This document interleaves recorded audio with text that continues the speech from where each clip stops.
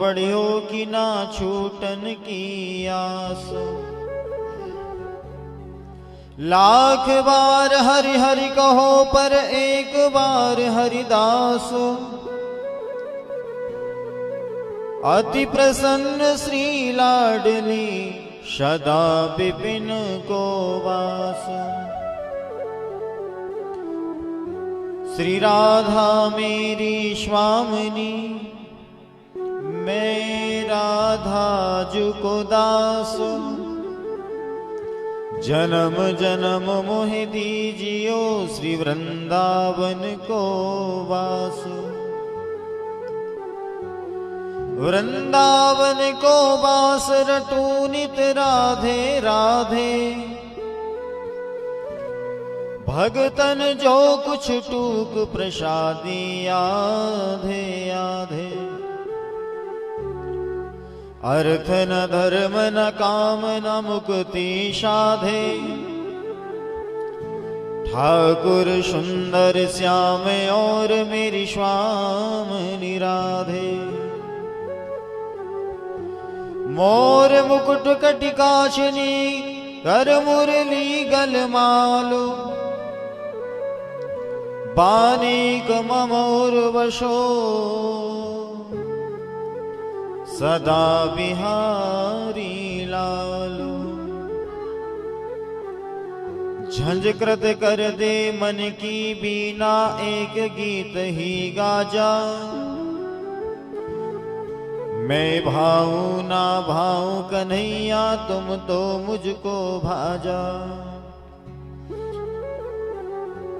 ओ बाबा के लाडले मोह सनात बताय जा।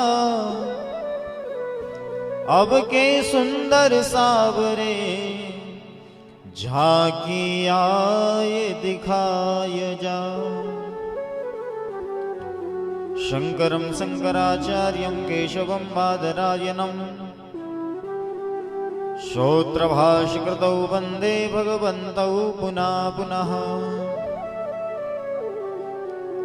हरे कृष्ण कृष्ण कृष्ण हरे हरे। हरे राम राम राम हरे हरे। बोलिए वृंदावन बिहारी लाल की। श्रीमद् भागवत महापुराण की श्री व्यास जी महाराज की जय जय श्री राधे श्याम। आइए अपने मन को वहीं पर जहां हमने मैया यशोदा के घर में नंद बाबा के यहाँ पर बाल कृष्ण लाल की बधाई में शामिल हुए थे, अपने मन को वहीं पर लेकर के चले जहां से हम लोग कथा का श्रवण करके उठे थे। अपने मन को नंद भवन में गोकुल में समाहित करें। बोलिए वृंदावन बिहारी लाल की। हो आज मैया यशोदा के द्वार बधाई बाज रही। सब लोगों को ताली बजाना है और बधाई में सम्मिलित होना है। जय हो हरि बोल।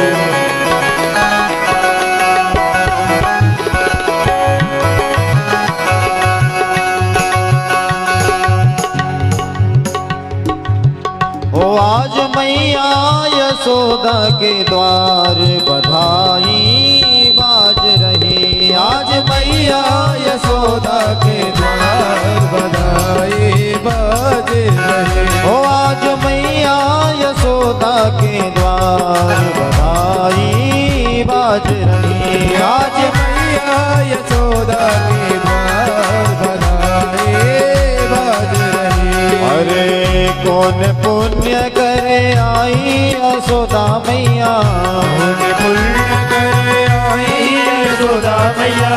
कौन पुण्य करे आई यशोदा मैया। कौन पुण्य करे आई यशोदा मैया। गोद भरी करतार बधाई बाज रही। अरे गोद भरी करतार बधाई बाज रही। ओ आज मैया यशोदा के द्वार बधाई बाज रही। आज मैया यशोदा के द्वार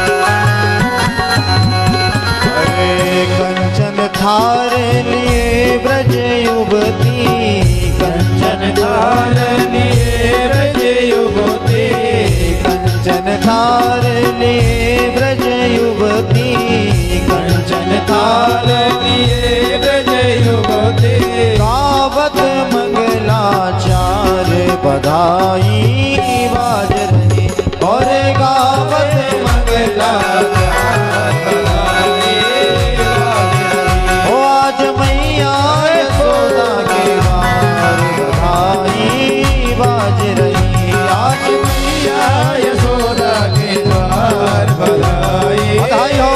ताली बजाते हुए सभी लोग।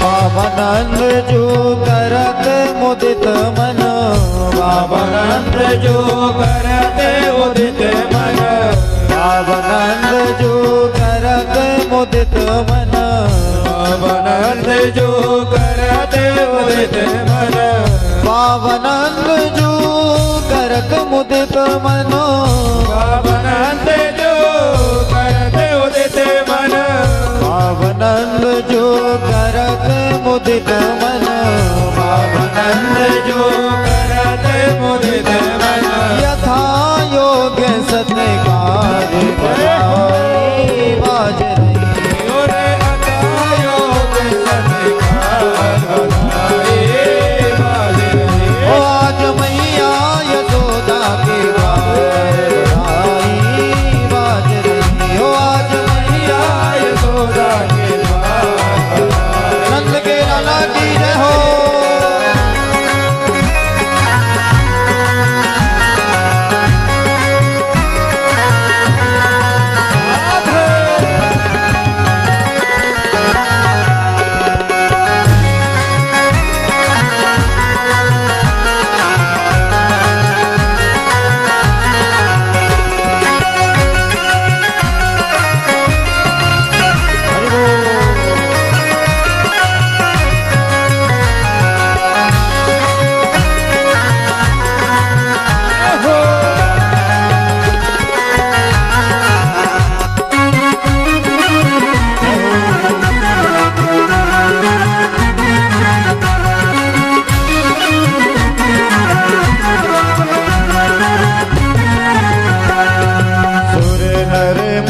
दर्शन को आए, सुर नर मुनि दर्शन को आए, सुर नर मुनि दर्शन को आए, सुर नर मुनि दर्शन को आए, सुर नर मुनि दर्शन को आए, सुर नर मुनि दर्शन को आए, सुर नर मुनि दर्शन को आए, सुर नर मुनि दर्शन को आए, कपट रूप तन धार बधाई बाज रही, और कपट रूप तन धार बधाई बाज रही। ओ आज मैया यशोदा के द्वार बधाई बाज रही, ओ आज मैया यशोदा के द्वार बधाई बाज रही।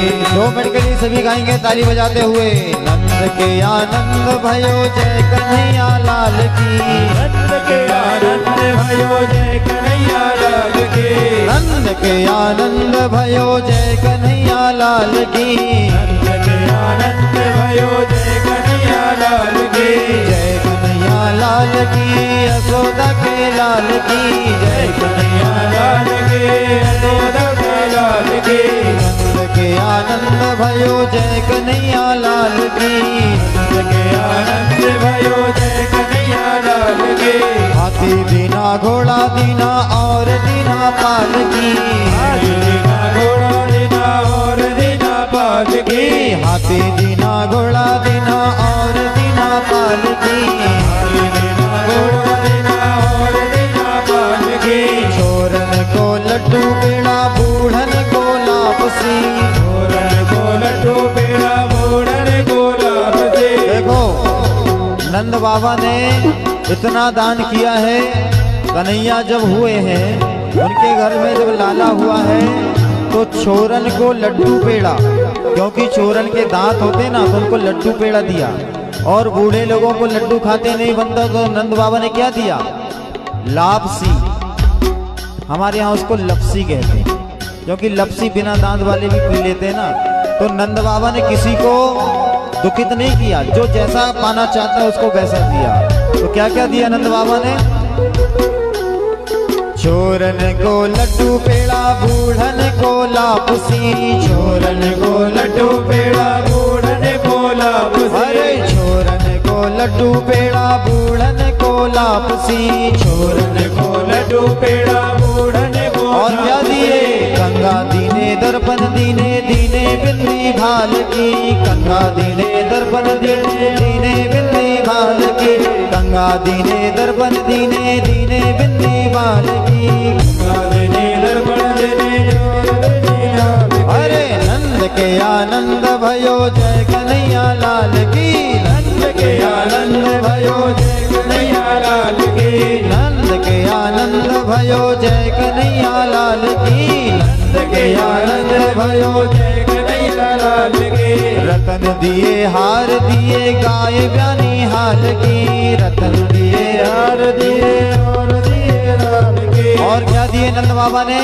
रतन दिए, हार दिए और गाय ब्यानी हाल की। नई नई जो गाय ब्यानती है उसको नंद बाबा दे देते हैं, अपने घर में दूध खाने के लिए नहीं रखते। क्या क्या दे रहे हैं नंद बाबा? रतन दिए हार दिए गाय ब्यानी हाल की, रतन दिए गाय ब्यानी हाल की, रतन दिए हार दिए गाय ब्यानी हाल की, रतन दिए हार दिए गाय ब्यानी हाल की। नंद के आनंद भयो जय कन्हैया लाल की, नंद के आनंद भयो जय कन्हैया लाल के। अच्छा, अपने घर में लड़का बच्चे होते तो ऐसे ही बधाई बनाते माताएं। अपने घर में जब लड़का बच्चे होते हैं तो पूरी माताओं को बुला करके ढुलकी को बीच में रख करके कैसी गाती है माताएं। लेकिन नंद के आनंद में थोड़ा सा समाहित होने के लिए शर्म लग रही है।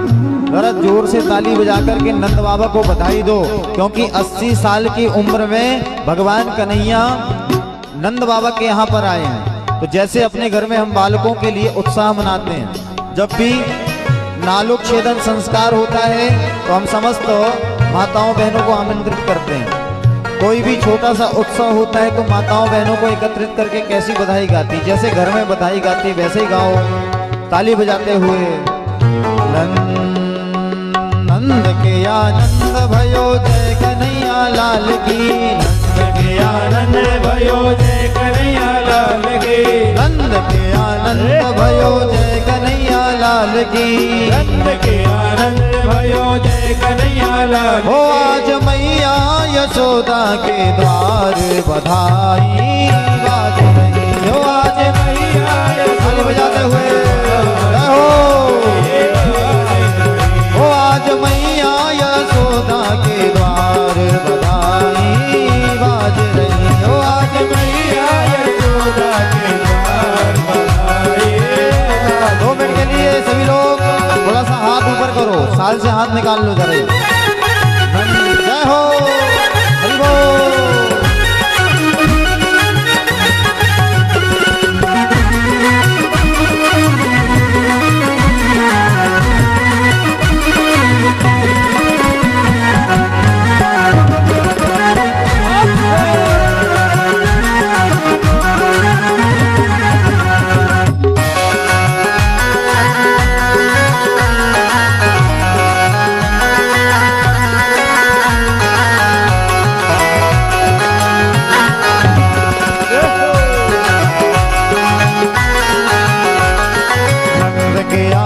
भयो जय कन्हैया लाल की, नंद के आनंद भयो जय कन्हैया लाल की, नंद के आनंद भयो जय कन्हैया लाल की, नंद के आनंद भयो जय कन्हैया लाल की। नंद के आनंद भयो जय कन्हैया लाल की। नंद के आनंद भयो जय कन्हैया लाल की। नंद के आनंद भयो जय कन्हैया लाल की। नंद के आनंद भयो जय कन्हैया लाल की। जय कन्हैया लाल की। यशोदा के लाल की जय कन्हैया लाल की। यशोदा के लाल की। नंद के आनंद भयो जय कन्हैया लाल की। नंद के आनंद भयो जय कन्हैया लाल की। नंद के आनंद भयो जय कन्हैया लाल की। नंद के आनंद भयो जय कन्हैया लाल की। आज मैया यशोदा के द्वार बधाई बाज रही। आज मैया यशोदा के द्वार बधाई बाज रही। ओ आज मैया यशोदा के द्वार बधाई बाज रही। आज मैया यशोदा के द्वार बधाई बाज रही। बोलिए नंद के लाला की जय हो।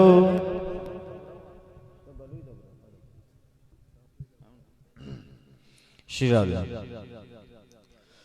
सच्चिदानंद आनंद कंद मुरली मनोहर अखंड ब्रह्मांड नायक चिताधार केवलाधार निर्विकल्प अकारण करुणा वरुणालय भक्तवांछा कल्पतरु तरुणदुति विनंदक शुभक्ति ताम्र शमलंकृत सच्चिदानंद भगवान की बांगमयी प्रतिमूर्ति श्रीमद् भागवत महापुराण, जिसका पठन पाठन निधिध्यासन सकल जीव समुदाय के कोटि कल्पांतरीय पाप पुण्यों का समूल विनाशक है, ऐसे श्रीमद् भागवत महापुराण को हम सब मिलकर के प्रणाम करते हैं। पूज्य माता जी पिताजी के श्री चरणों में प्रणाम वंदन करते हुए, पूज्य गुरुदेव भगवान के श्री चरणों में प्रणाम वंदन करते हुए, आप सभी माताएं बहनें युवा नर नारी के हृदय कमल पर विराजमान श्री बांके बिहारी को प्रणाम करते हुए कथा का शुभारंभ करेंगे। बोलिए वृंदावन बिहारी लाल की। अपने मन को गोकुल में लेकर के चलें, जहां पर नंद बाबा और यशोदा मैया आनंद उत्सव मना रही। भगवान ने अवतार ग्रहण किया। भगवान के अवतार अनेक हुए हैं, लेकिन जो कृष्ण भगवान का अवतार हुआ है, ये अवतार कृष्णस्तु भगवान स्वयं, ये अलग से भगवान ने अवतार नहीं लिया।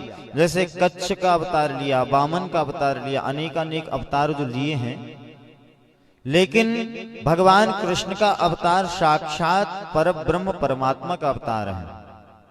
कृष्णस्तु भगवान स्वयं, भगवान खुद बनकर के कृष्ण जी आए, अलग से कोई अवतार नहीं लिया भगवान ने। आज मैया यशोदा के यहाँ इनका पूर्व जन्म का कुछ सत्कर्म था। धरा और द्रोण नाम के थे ये नंद बाबा और मैया यशोदा पूर्व जन्म में। इनका इतना भगवान से लगाव था, अतिथि सत्कार करने के लिए नंद बाबा और यशोदा मैया हमेशा उत्सुक रहते थे। कभी भी किसी भी अतिथि को अपने घर से खाली हाथ नहीं जाने देते थे। कुछ ना कुछ भोजन कराना, कुछ ना कुछ खीर आदि खिलाकर के ही वापस जाते थे। परंतु एक बार इनके घर में कुछ अतिथि साधु संत महात्माओं के मंडली आ गई। अब जब मंडली आई तो इनके घर में कुछ भी खाने की व्यवस्था नहीं थी। इन्होंने एक सेठ जी के घर में, जो यशोदा मैया धरा नाम से थी, इन्होंने अपने एक सेठ जी के पास जाकर के कही कि हमारे घर में अतिथि आए हैं, आप थोड़ा सा हमको अन्न का दान कर दीजिए, हम आपको कुछ दिन बाद लौटा देंगे। तो ये देखने में बड़ी सुंदरी थी, तो सेठ का मन इन पर ललचा गया। बोले, अरे धरा, अगर तू कुछ धन लेना चाहती है, कुछ अन्न लेना चाहती, तो एक काम कर, अपने स्तन दे दे। तू स्तन दे देगी, उसके बदले में तुझे कुछ ना कुछ मैं अन्न का दान कर दूंगा, तू मुझे वापस भी मत कर देना। तो धरा नाम की जो बसु थी, उसने आओ देखा ना ताओ देखा, केवल अतिथि सत्कार के लिए चाकू लेकर के अपने स्तनों को काट करके सेठ के सामने रख दिया। सेठ से कहती हैं, अब तुझे जितना अन्न देना दे दे, क्योंकि मेरा आतिथ्य सत्कार जो मैं करती हूं उसमें कभी विक्षेप ना आ जाए, वो कहीं खंडित ना हो जाए। तो तुरंत जैसे ही सेठ ने देखा तो सेठ का मन भी थोड़ा सा निर्मल हो गया। जैसे ही निर्मल हुआ, भगवान ने उसी समय उस धरा नाम की वसु को आशीर्वाद दे दिया, मां तूने अतिथि सत्कार के लिए हमारे इस नियम को ना तोड़ने के लिए तूने अपने स्तनों को दिया है, निश्चित रूप से मैं तेरे घर में पुत्र बन करके आऊंगा। तो उसी का प्रभाव था कि आज मैया यशोदा के रूप में धरा आई और यशोदा ने भगवान को पाने के लिए बहुत सारे अतिथि सत्कार किया। अगर हम भगवान की पूजन करना नहीं जानते तो अतिथि देवो भव, हमारे घर में कोई भी अतिथि आए तो उनका सत्कार ऐसा करो तन मन धन से। कभी भी कोई भी अतिथि आता है तो उनको देखकर कुछ छुपो मत। कईयों की आदत रहती कि अगर घर में कोई आ गया तो पीछे के पीछे खेत निकल जाता है, बताते खेत गए। कई लोग रहते हैं अब भी चाय पानी पिलाना पड़ेगा। कई लोग रहते हैं, कई की आदत रहती है चाय पानी भी अखरती है, तो कई लोग पीछे के पीछे निकल जाते हैं और बता देना कि खेत गए। तो कभी भी कोई भी अतिथि आए तो अतिथि देवता का स्वरूप होता है, इसलिए हमेशा कोई भी अतिथि अपने घर में प्रवेश करे तो उनका सत्कार भगवान की जैसे करो। तो धरा और द्रोण ने आतिथ्य सत्कार करके भगवान की भजन करके भगवान को अपने पुत्र रत्न में प्राप्त कर लिया, पुत्र के रूप में प्राप्त कर लिया। तो अगर भगवान का पूजन नहीं बन रहा है, भगवान का यजन नहीं बन रहा, भगवान के किसी प्रकार से कोई साधना नहीं बन रही है, तो अतिथि का सत्कार करना प्रारंभ करो तो भगवान उससे भी प्रसन्न हो जाते हैं। आज यशोदा मैया धरा नाम से जब थी तो इन्होंने अपना स्तन काट करके सेठ को दे दिया था। उसी के प्रभाव से आज धरा यशोदा मैया बनी और द्रोण नंद बाबा बने। नंद बाबा 9 भाई हैं, जिसमें सबसे बड़े भाई नंद बाबा हैं। इनके उपनंद 9 भाई हैं, उपनंद आदि। इनके घर में इतनी गाय हैं, लाखों गैया हैं। 1000, 2000, 10,000 गाय नहीं, लाखों गाय हैं। लाखों का अभिप्राय है लाखों से ऊपर। 1 लाख गाय या 2 लाख गाय नहीं, लाखों अर्थात कोई गिनती नहीं। इनके घर में इतनी गाय रहती हैं कि हजारों गाय दान करने के बाद भी इनके यहाँ कभी गाय की कमी नहीं होती है। और नंद बाबा कितना दान कर रहे हैं आज नंद बाबा इतना दान कर रहे हैं कि कुबेरहूं घनश्याम कुबेरहूं की मति बोरी। कुबेर जी भी अपने खजाना में देखने लगे कि हमारे इस खजाने में से तो कहीं नंद बाबा चुरा करके नहीं ले जा रहे हैं।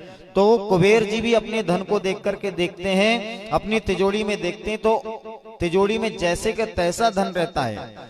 नंद बाबा इतना दान कर रहे हैं, सोना चांदी जवाहरात, क्योंकि आज नंदस आत्मज उत्पन्ने जाता है लादो महामना। आज नंद बाबा के यहां पर शांति से बैठो भैया, बच्चे लोग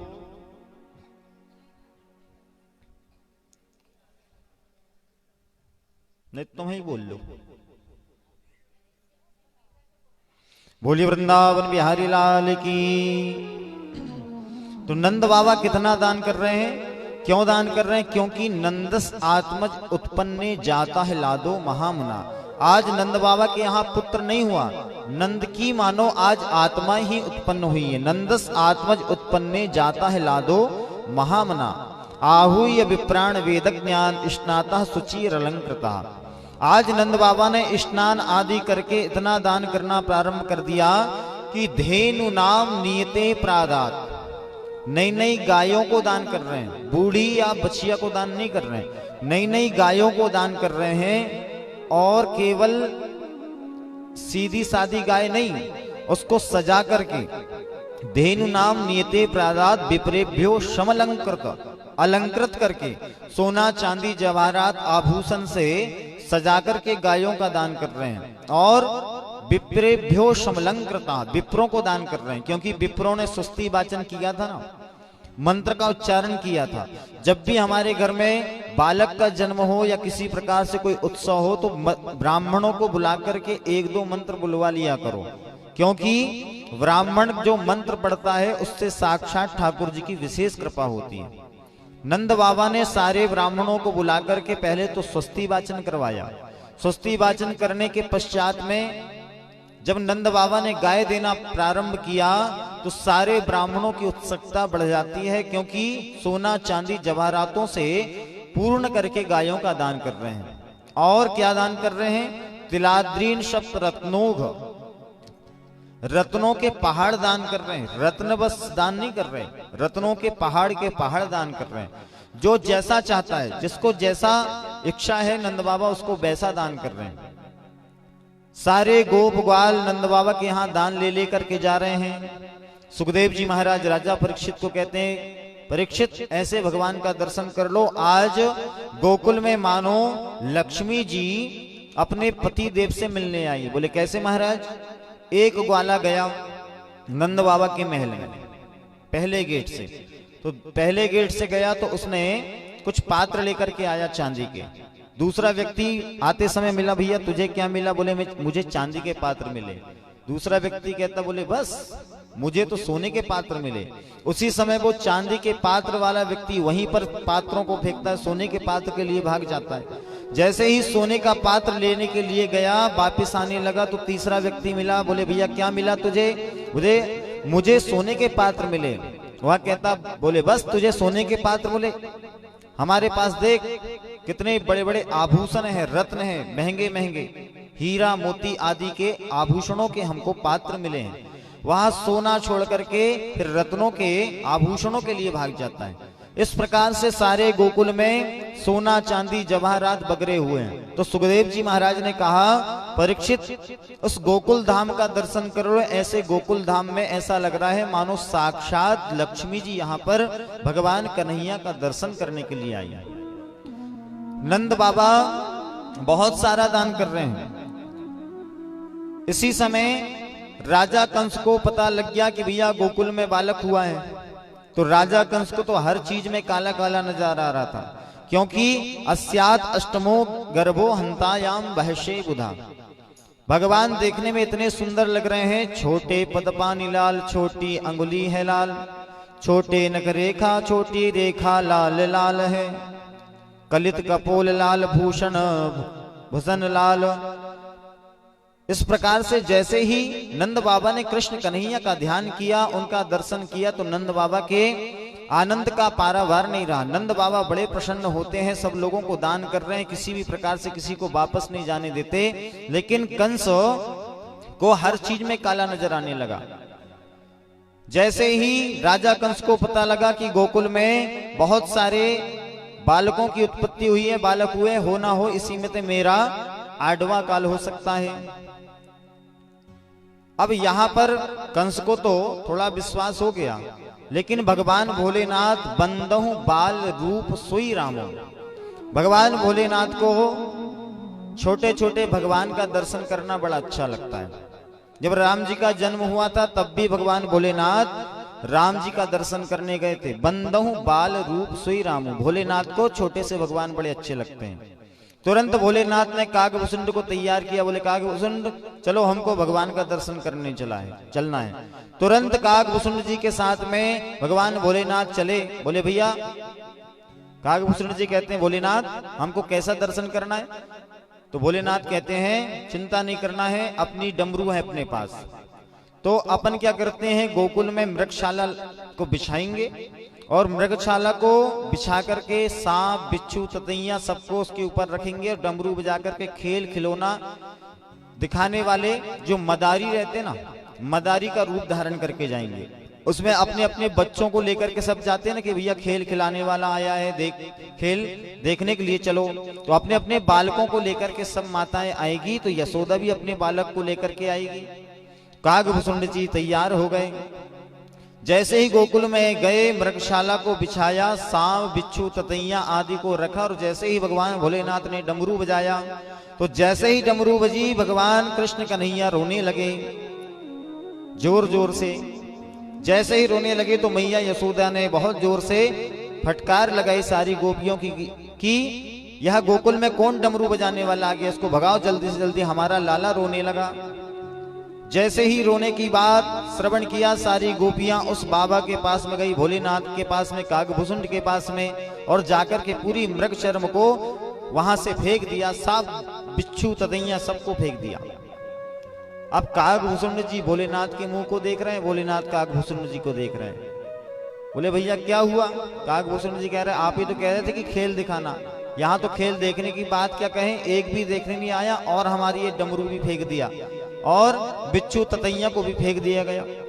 फिर दूसरा उपाय करने के लिए काकभूषण जी कहते हैं, बोले महाराज आप दूसरा उपाय करना पड़ेगा। भोलेनाथ कहते हैं भैया दूसरा ज्यादा उपाय करने की आवश्यकता नहीं, एक काम करो, बाबा जी बन जाते हैं, सबसे बेस्ट काम।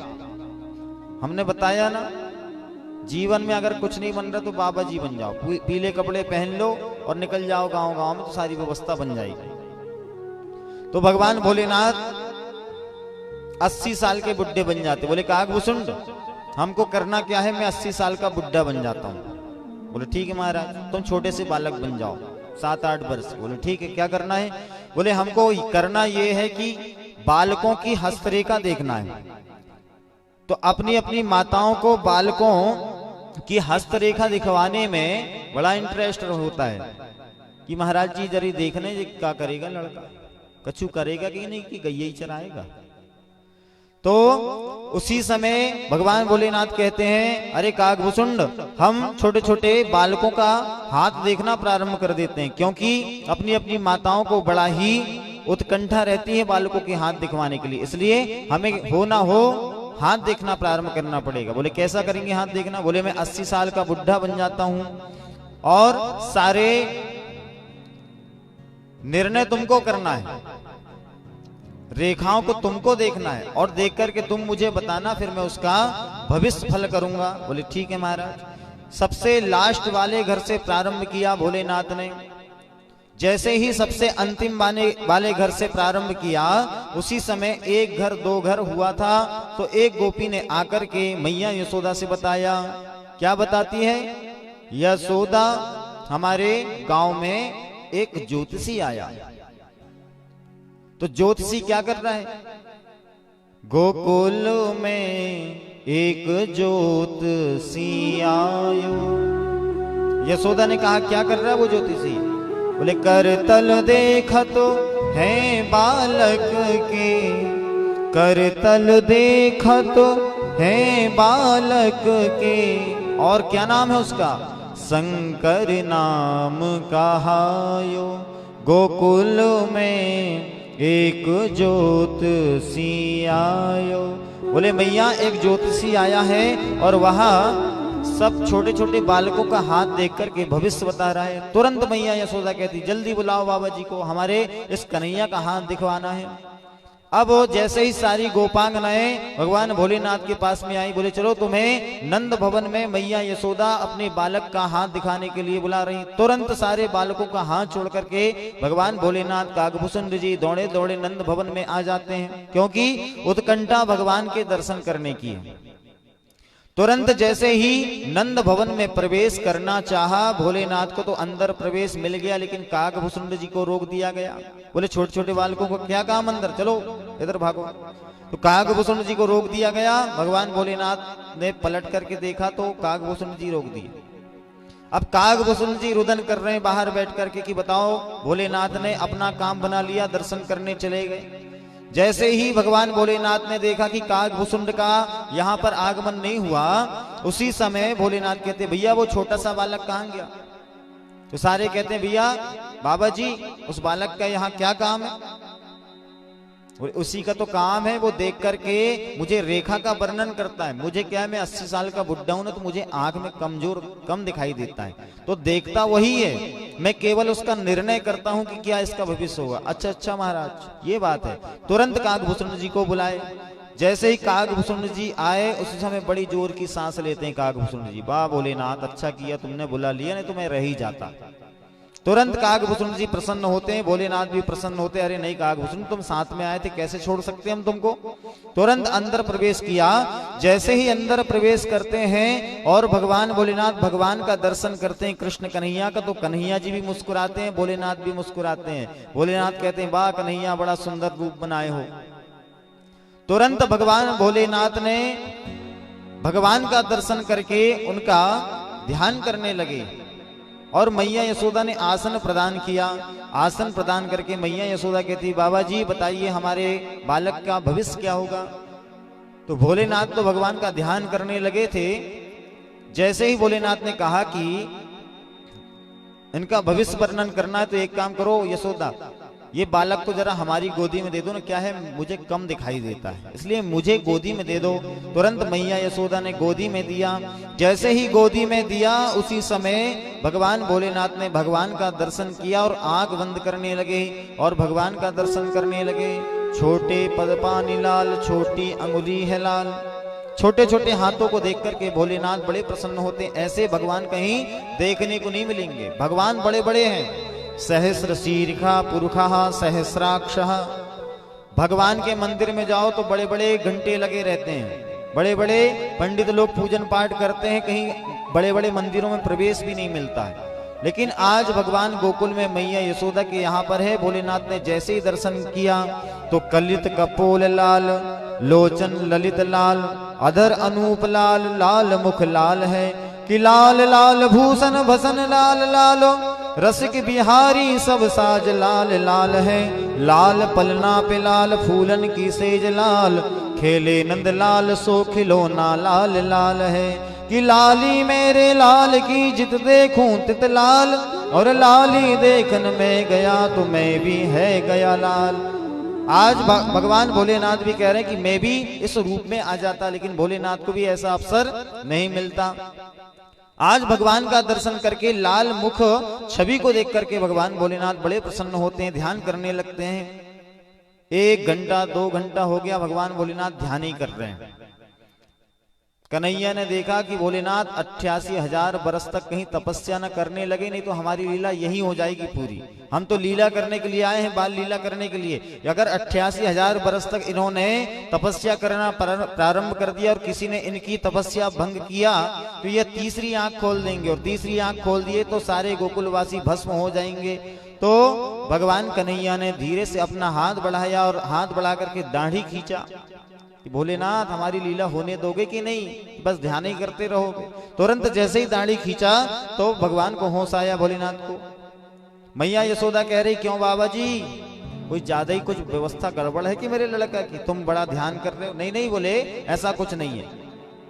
मैया यशोदा कह रही कोई लंदफंद की बाजार तो नहीं है बाबा जी, कोई लंबी चौड़ी व्यवस्था लग रही मुझे तो, क्योंकि तुम इतना ध्यान कर रहे। बोले नहीं नहीं बड़ी अच्छी व्यवस्था है तुम्हारे बालक की। अब काकभूषण जी भी भगवान की रेखाओं को देख रहे हैं, भोलेनाथ भी देख रहे हैं। भोलेनाथ ने बताया अरे यशोदा तुम्हारा जो लाला है ये पूर्ण ब्रह्म कन्हई है, ये सारे संसार का स्वामी है। यशोदा मैया सुन रही जी महाराज। बोले महाराज जी इसका पढ़ाई लिखाई में क्या रुझान रहेगा। बोले मैया तुम्हारा बालक 64 दिनों में 64 विद्याओं को प्राप्त करेगा। बोले अच्छा महाराज। अच्छा आप ये बताओ महाराज जी इसका विवाह होगा कि नहीं होगा, क्योंकि सबसे पहले माताओं को अपने बालकों का विवाह की बड़ी चिंता होती है। बोले विवाह होगा कि नहीं होगा, तो भोलेनाथ कहते हैं अरे मैया इसका विवाह होगा। इतने विवाह होंगे कि 16,108 पटरानी होगी। जैसे ही मैया यशोदा को 16,108 पटरानी की बात कही तो बड़ी जोर की सांस लेती मैया यशोदा।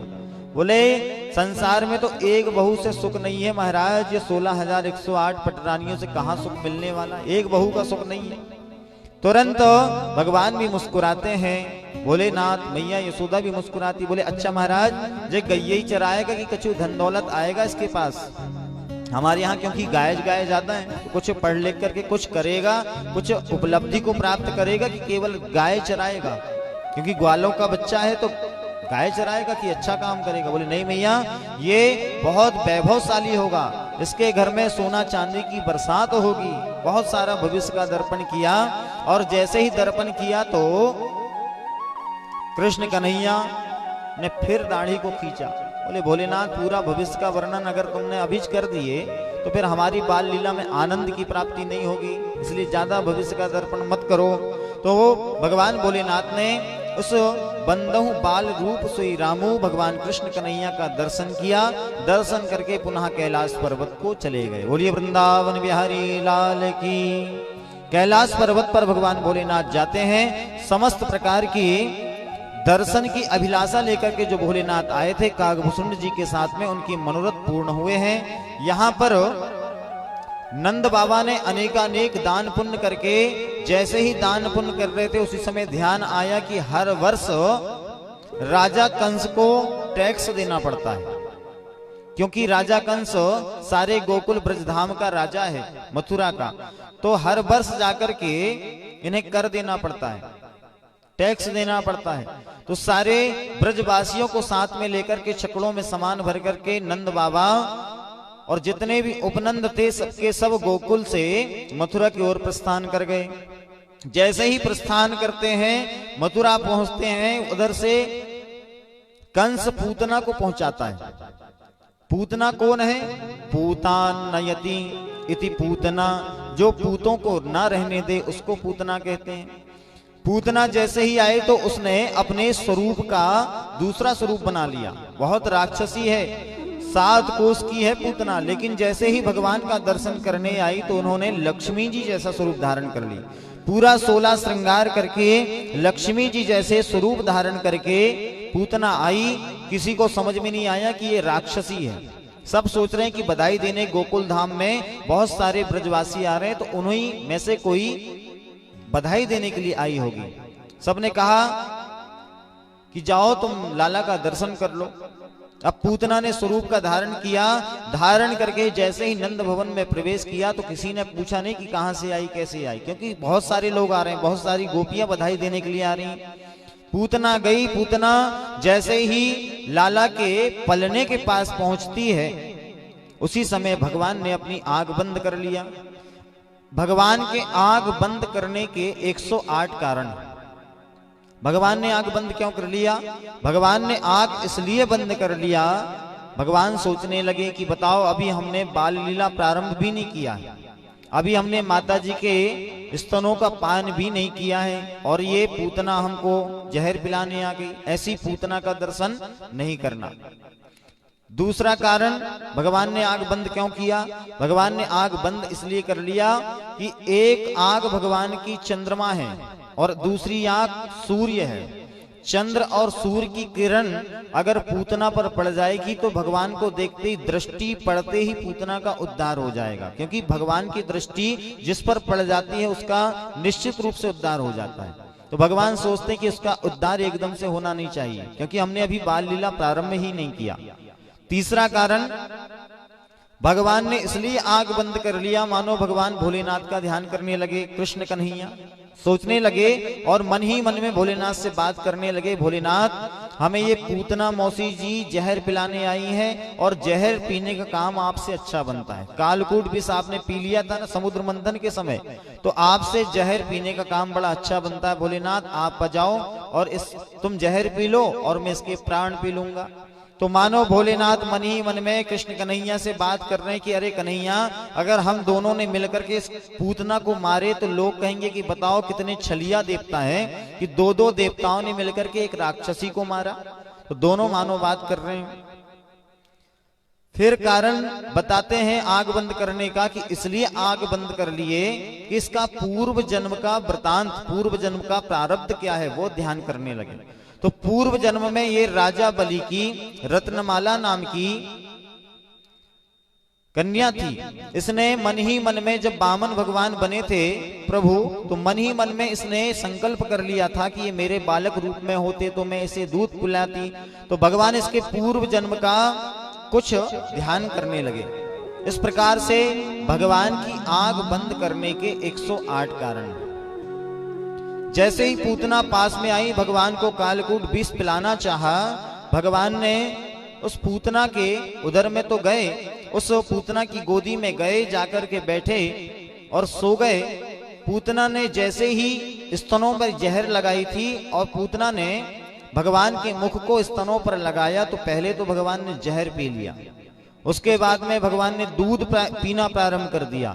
जैसे ही दूध पी करके हुआ तो पूतना ने सोचा कि ये समाप्त हो गया होगा, लेकिन भगवान समाप्त हुए नहीं, क्योंकि भगवान अगर समाप्त होने लगते इतने से जहर से तो संसार चलने वाला नहीं है। तो भगवान ने पहले तो जहर पिया, फिर दूध पिया। दूध पीने के बाद में पूतना मौसी जी के प्राणों को पीने लगे।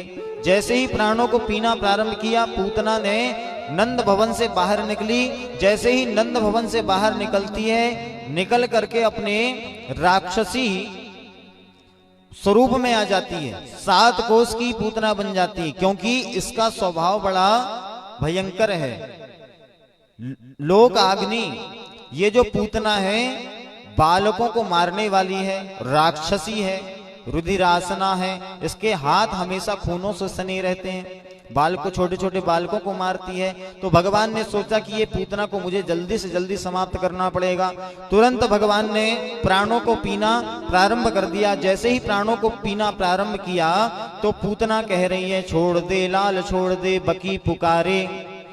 जैसे ही छोड़ दे कहा तो मौसी जी को भगवान कहते हैं, अरे मौसी जी, एक तो हम कभी किसी को पकड़ते नहीं हैं और पकड़ते हैं तो फिर कभी छोड़ते नहीं हैं। मौसी जी कह रही छोड़ दे लाल, लेकिन भगवान ऐसे चिपक गए मौसी जी से कि प्राणों को हरना प्रारंभ कर दिया। हा पुत्र करते करते मौसी जी उस राजा कंस के 7 कोस के बगीचे में जाकर के धड़ाम से गिरती है। राजा कंस को भी आवाज आती है, नंद भवन में भी आवाज आती है, सारे गोकुल में हाहाकार मच जाता है कि एक राक्षसी आई और भगवान कृष्ण कन्हैया को लेकर के भाग गई। सारे गोकुल में हाहाकार मच गया, सारे नंद भवन में हाहाकार मच गया कि कृष्ण भगवान को किसी ने हरण करके ले लिया। बहुत जोर से जब आवाज आती है राजा कंस को, उसने जाकर के बगीचे में देखा तो 7 कोस की पूतना पड़ी हुई है। 7 कोस मतलब 21 किलोमीटर की थी पूतना। 21 किलोमीटर मतलब यहां से मानो छिंदवाड़ा। अब सोच लो कितनी बड़ी रही होगी पूतना। तो जैसे ही 7 कोस के बगीचे में गिरी तो 7 कोस का जो बगीचा है वहां पूरा नष्ट हो गया।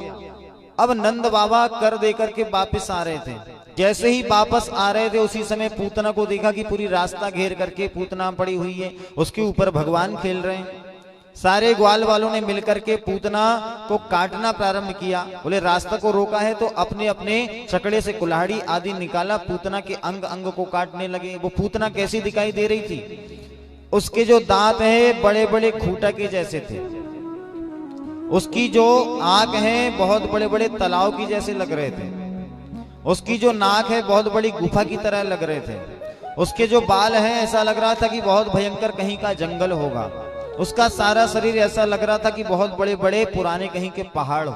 बहुत भयंकर दिख रही थी पूतना। 7 कोस की थी, इसलिए सारे मथुरा के रास्ते को रोक करके रखी थी। नंद बाबा ने सारे ग्वाल वालों के साथ में उसके शरीर को काटना प्रारंभ किया। जैसे ही काटना प्रारंभ किया उसी समय देखा कि कृष्ण कन्हैया उसकी छाती पर खेल रहे हैं। नंद बाबा ने कन्हैया को उतारा। बोले ये कन्हैया कैसे आ गया यहाँ पर? हो ना हो भैया, ये गोकुल से बहुत बड़ी राक्षसी है, ये उपद्रव करके आई है। उधर से यशोदा मैया और सारी गोपांगनाएं कन्हैया को ढूंढती ढूंढती आती है। जैसे ही आई यशोदा मैया ने कन्हैया को गोद में लेकर के चूमने लगती है। जैसे ही सारे ब्रजवासियों को कन्हैया प्राप्त होते हैं, सब लोग प्रसन्न हो जाते हैं। नंद बाबा ने पूतना को काट करके जैसे ही उसमें आगी लगाई तो उसमें बहुत अच्छी सुगंध आने लगी। जैसे ही सुगंध आई तो सुखदेव जी महाराज से राजा परीक्षित ने पूछा, बोले महाराज ये पूतना थी, राक्षसी थी, इसका काम पूतों को मारना था, फिर इसके शरीर से इतनी अच्छी सुगंध क्यों आई? तो सुखदेव जी महाराज ने कहा कि इसका पूर्व जन्म का भगवान का संबंध है, क्योंकि ये भगवान को अपना पुत्र मान चुकी थी और भगवान ने जिसका स्पर्श किया हो उसके शरीर से क्या सुगंध, उसके तो नाम में भी सुगंध हो जाती है। इसलिए इसके सारे शरीर से सुगंध उत्पन्न हुई है। जलाने के बाद भी पूतना बड़ी सुगंधित चंदन की जैसे महकती है। सारे ब्रजमंडल में चंदन की सुगंध हो गई। अब मैया यशोदा ने कृष्ण कन्हैया को लिया और जाकर के झाड़ने लगती है। जैसे अपने गांव में राई नून और पान से नहीं झाड़ते, मिर्ची फूट गई तो हाँ लगी और नहीं फूटी तो नहीं, हाँ ऐसे बोलते हैं ना। तो यहाँ पर सारी गोपांगनाएं मिलकर के कृष्ण कन्हैया को झाड़ने लगती हैं और झाड़कर काहे से झाड़ती हैं? मिर्ची से नहीं, गाय की पूंछ से।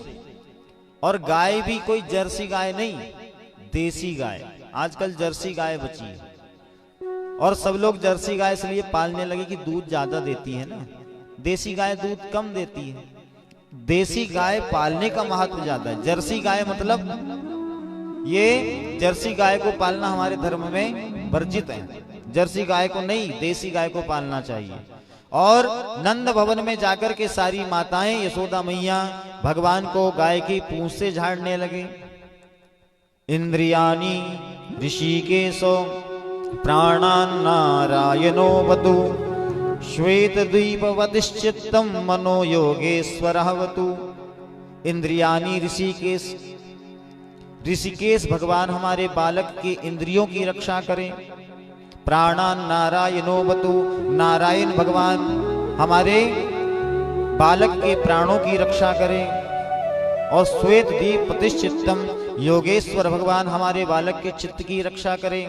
इस प्रकार से भगवान के नाम से ही भगवान कन्हैया को झाड़ने लगी। भगवान मुस्कुराने लगे, वाह मैया यशोदा हमारे नाम से हमें को झाड़ रही। भगवान मुस्कुराते हैं, मुस्कुरा करके बड़ा आनंद लेते हैं। तो कभी भी अपने घर में अगर किसी को नजर लगी हो तो गाय की पूंछ से 7 बार झाड़ देना चाहिए। 7 बार अगर झाड़ते हैं तो नजर उतर जाती है। लेकिन एक बात का विशेष ध्यान देना, कभी भी गाय के पास जाओगे तो मरखू गाय के पास मत जाना। ये तो महाराज जी ने बोल के गए थे कि गाय की पूंछ से झाड़ना, तो मरखू गाय के पास चल जाओ और झाड़ने लगो। गाय अगर लात मार देगी तो फिर हमें एक दोष दोगे। तो महाराज जी ने बोल दिया ना, एक बार में चली गई और झाड़ आने लगी तो लात मार दी तो हमको दोष लगेगा। तो मरखू गाय पास मत जाना। देसी गाय इसलिए कह रहे हैं कि देसी गाय थोड़ा सीधी सादी रहती है। तो मैया यशोदा ने लाला को झाड़ करके बड़ा ही गौमूत्र और स्नापित्वा पंचगव्य पिलाया। पंचगव्य अगर हम लोग पीते हैं 1000 प्रकार की बीमारी हमारी शरीर की समाप्त हो जाती है। पंचगव्य हमेशा लोगों को पीना चाहिए, चाहे कोरोना हो, नहीं तो कोरोना के पिताजी भी हो तो पंचगव्य उससे हार सकते हैं। लेकिन पंचगव्य पीने में बड़ी लोगों को गिलानी होती है। पंचगव्य किसको कहते हैं? गोमूत्र, गोमूत्र और दूध, दही, इस प्रकार से 5 तत्वों को मिला करके पंचगव्य बनाया जा सकता है। गोबर, गोमूत्र, गाय का दूध और दही और घी, इन 5 तत्वों को मिला करके ये पंचा अमृत कहलाते हैं।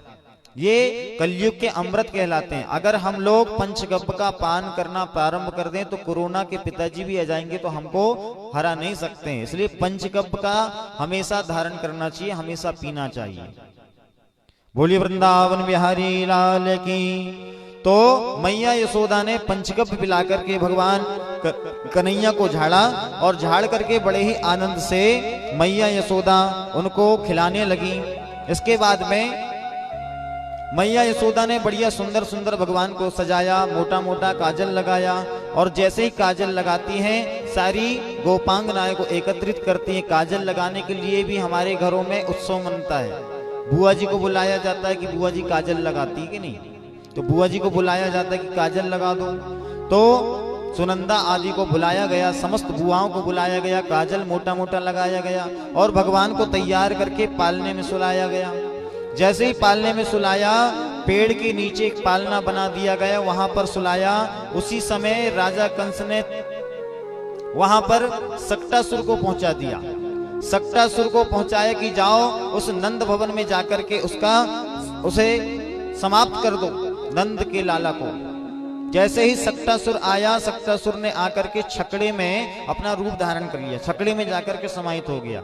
अब भगवान वहां पेड़ के नीचे सोए हुए थे, छकड़े के नीचे सोए हुए थे। भगवान ने देखा टेढ़ी आंख से तो एक छकड़े के ऊपर एक राक्षस बैठा हुआ है। अब सारे छोटे छोटे ग्वाल, मधुमंगल, श्रीदामा आदि सब साथ में थे। भगवान ने देखा कि अगर मैंने इसको जल्दी से नहीं मारा तो ये हमारे ग्वाल वालों को भी क्षति पहुंचा सकता है। तो तुरंत भगवान ने देखते देखते जैसे ही पादप प्रहार किया उस छकड़े पर, तो उस सक्टासुर का उद्धार हो जाता है। धड़ाम से आवाज आती है। सारे ग्वाल वालों ने मिलकर के मैया यशोदा से बताया, बोले मैया तेरे बालक ने एक राक्षस को मार दिया। मैया यशोदा बड़ी जोर की सांस लेती, बेटा बोले तुम्हें शर्म नहीं लगती, छोटा सा बालक मेरा विष राक्षस कैसे मार सकता है? बोले नहीं भैया, हमने देखा बड़े जोर से पैर मारा, उससे वो राक्षस समाप्त हो गया। तुरंत मैया यशोदा ने फिर घर में आंगन में झूला बनाया और झूला बना करके जैसे ही भगवान को सुलाया तो भगवान ने करवट बदल लिया। जैसे ही करवट बदला तो मैया यशोदा ने फिर बधाई मनाना शुरू कर दिया, क्योंकि जब छोटे छोटे बालक होते ना तो काजल लगाने में बधाई, करवट बदलने में बधाई, हर चीज में बधाई चालू हो जाती घर में। तो जैसे ही भगवान ने करवट बदला उसी समय मैया यशोदा ने सारी गोपांगनाओं को बुलाकर के ढोलक मंजीरा लेकर के और कृष्ण कन्हैया की करवट बदलवे की बधाई का भजन गाने लगी और झूला झुलाने लगी कृष्ण कन्हैया लाल को। अरे पलना में ललना झुलावे यशोदा मैया पलना में ललना। सबको झूला झुलाना है भगवान को। कैसे झुलाओगे? हमने बताए थे ना दोपहर में कैसे झुलाना है। हाँ, एक दो माताओं ने बताया, बाकी नहीं मालूम, भूल गए जी। वो दरी उत्सव ज्यादा था ना इसलिए भूल गया, किसी ने ध्यान ही नहीं दिया। तो कैसे झूला झुलाना है? पुरुष वर्ग तो तालीज को जलो, बाकी माताएं अपनी जैसे बालकों को नाती पंते खिलाते हैं ऐसे ऐसे झुलाना है। शर्म मत करना, नहीं तुम शर्म करने लगो पर हम भी शर्म करने लगे तो हो गई कथा। ऐसे मत करना, बढ़िया झूला झुलाओ जैसे अपनी नाती पंती को हम झुलाते हैं। अरे पलना में ललना सुलावे यशोदा मैया पलना में ललना, पलना में ललना सुलावे यशोदा मैया पलना। ताली बजाते हुए जय हो।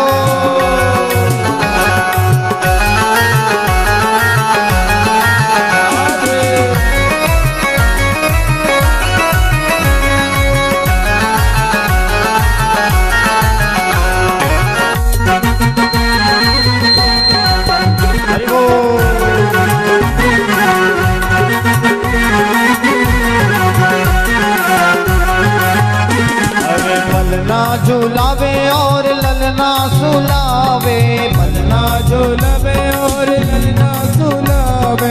अभी झूला झुलाना नहीं आ रहा आप लोगों को,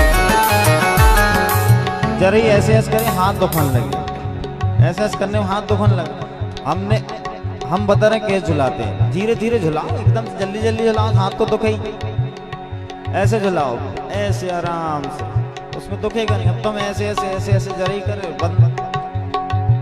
अपने देखो नाती पंतों को कैसे खिलाते हो, कितनी देर तक खिलाते हो, तो आराम से ऐसे हाथ करो, फिर ऐसे करो, धीरे धीरे करो। अब तुम ऐसे ऐसे मत करो, ऐसे में जल्दी हाथ दुखते हैं।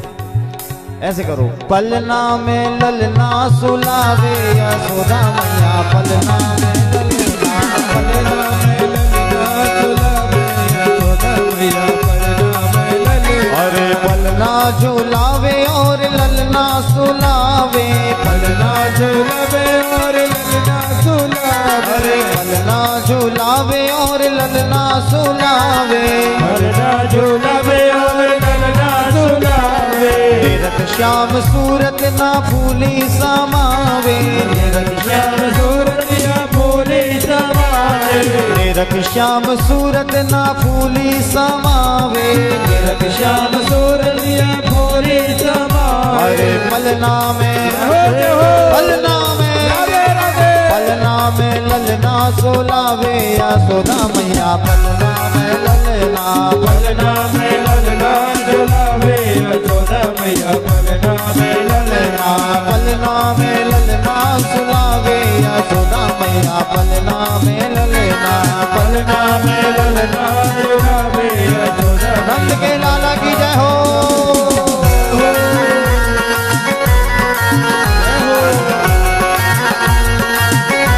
हरि बोल।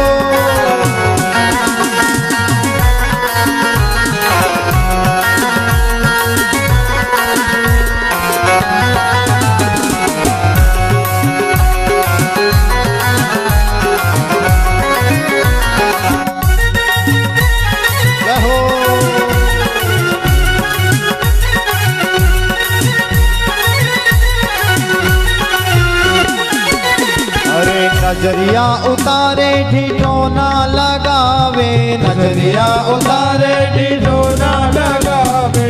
नजरिया उतारे ठिठोना लगावे, नजरिया उतारे ठिठोना लगावे। करे राइनों ने और उठानो उड़ावे, करे राइनों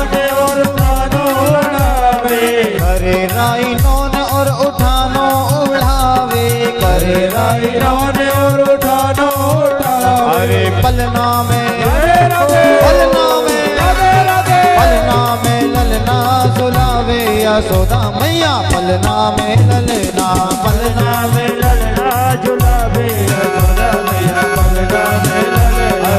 ऐसे करो ऐसे। अरे पलना में ललना सुलावे यशोदा मैया पलना में ललना पलना में ललना झुलावे यशोदा मैया पलना में वृंदावन में हरिलाल की जय हो। शर्म मत करो।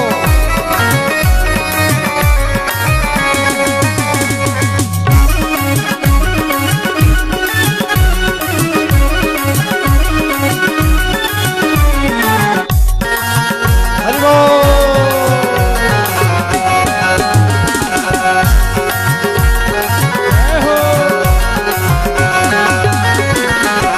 और क्या कर रही है मैया यशोदा?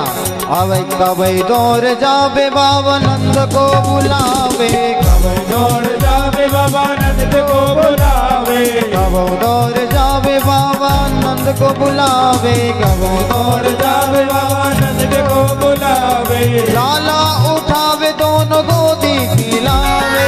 लाला उठावे दोनों गोदी खिलावे। अरे लाला उठावे दोनों गोदी खिलावे।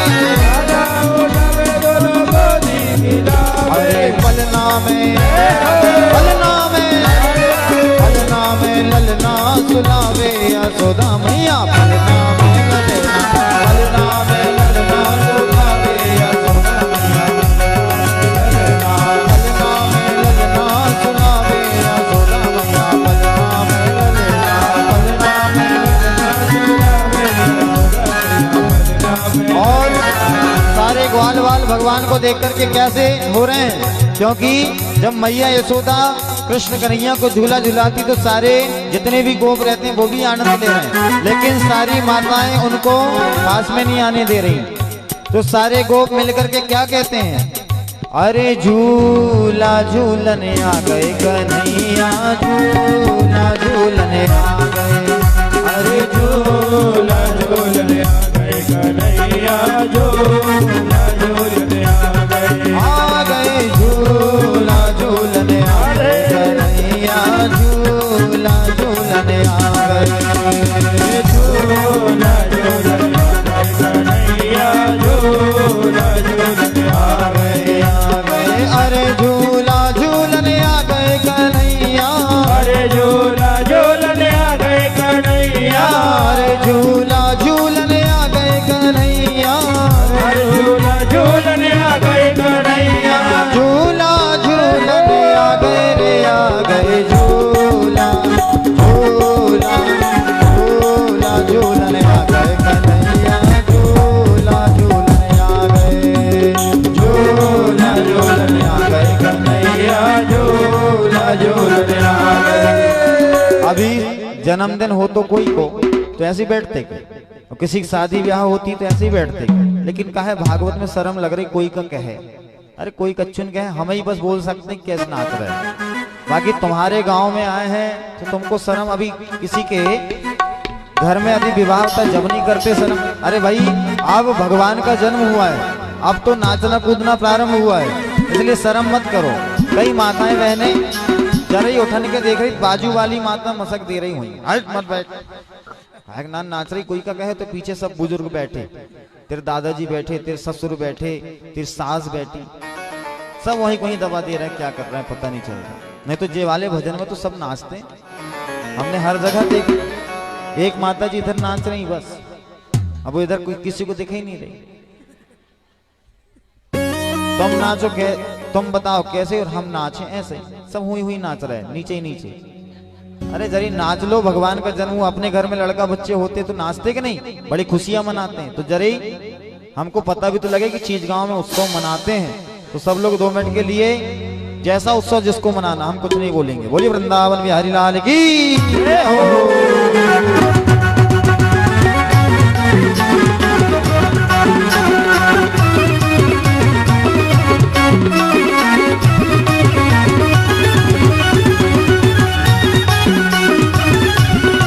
हरि बोल।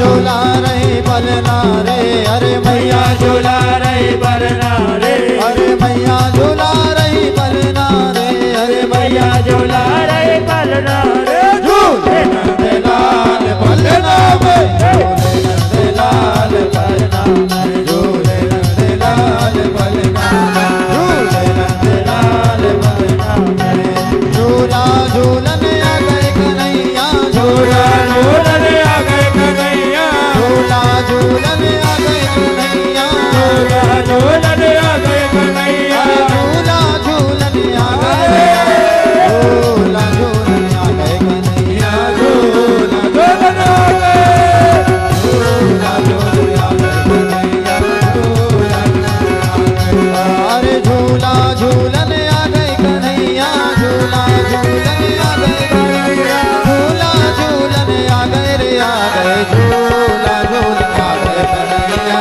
झूला झूलन आ गए, झूला झूलन आ गए, झूला झूलन आ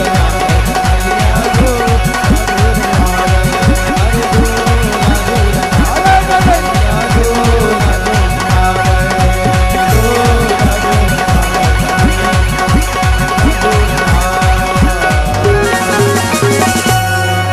बोलिए वृंदावन बिहारी लाल की। बस ज्यादा मत नाचो नहीं तो नजर लग जाएगी। क्या है, नंद बाबा के भवन में कृष्ण कन्हैया का जब से जन्म हुआ है तो नंद भवन में भी लाला को जन्म में उत्सव के बाद से नजर लगने लगती है। श्री राधे।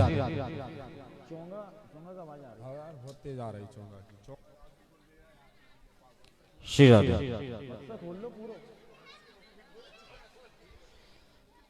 मैया यशोदा ने लाला को सुलाया है, छगन मगन मेरे लाल को आजा निंदिया जा, छगन मगन मेरे लाल को आजा निंदिया जा, चंचल नैनन श्याम के नैनन बीच समा,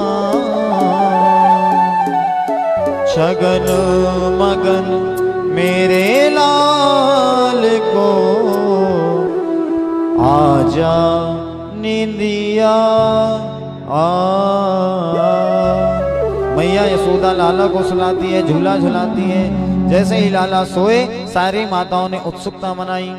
फिर मैया यशोदा ने एक बार लाला को सजा करके गोद में लेकर के दूध पिलाने के लिए उत्सुकता से लाला को गोद में लिया।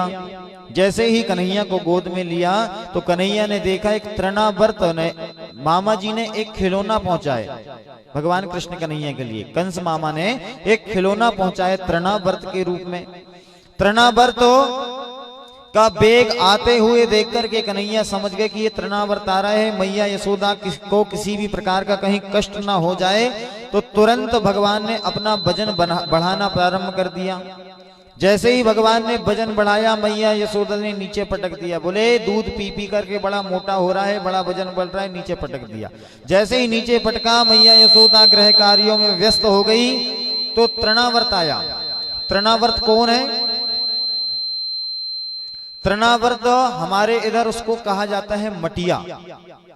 तो मटिया के रूप में वह तृणावर्त आया। उसको संस्कृत में तृणावर्त कहते हैं। जो तृणों को एकत्रित करके उड़ता है उसको तृणावर्त कहते हैं, और अपनी भाषा में उसको मटिया कहते हैं। जो मिट्टी को उठा करके भागता है उसको मटिया कहते हैं। तो वह तृणावर्त आया। जैसे ही भगवान कृष्ण कन्हैया ने देखा कि तृणावर्त आ रहा है, तुरंत वजन बढ़ाया। मैया यशोदा घर आंगन से घर में गई। भगवान ने अपना वजन हल्का कर लिया। जैसे ही हल्का वजन किया तृणावर्त आया। तृणावर्त ने भगवान को उठाया, तुरंत भगवान बहुत हल्के हो जाते हैं।